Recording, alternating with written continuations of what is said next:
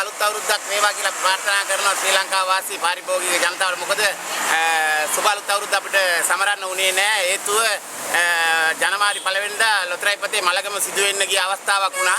ඒ හින්දා අපිට එම අවස්ථාව නැවත අපිට අදලා දුන්නු අපේ අතිගරු ජනාධිපති මෛත්‍රීපාල සිරිසේන මැතිතුන්ට සහ රාජ්‍ය මුදල් අමාත්‍ය ලක්ෂ්මන් යාපා අබේවර්ධන මැතිතුමාට අපි බොහොම ස්තුතිවන්ත වෙනවා. භක්ති ප්‍රණාමය අපි සීර්ෂ ප්‍රණාමය පුද කරනවා. ඒ වගේම සමස්ත ලංකා ලොතරැයි හිමියන්ගේ සංගමයේ ගරු සභාපති ක්‍රිසාන්ත මාරමගේ මහතා ඇතුළු ශ්‍රී ලංකා වාසී සියලුම අලෙවි නියෝජිත මහත්ම මාත්‍යින් සියලුම දෙනාගේ සහයෝගයෙන් දැඩි උත්සාහයෙන් තමයි අපි මේ ලොතරැයිපත අපි ජනාධිපතිතුමාලව නැවත මෙම මිලට ගෙනාවේ. ඒ ගැන අපි බොහොම ස්තුතිවන්ත වෙනවා පාරිභෝගික ජනතාවට. ජයෙන් ජයම වේවා, දින දින ජය වේවා කියලා ප්‍රාර්ථනා කරනවා.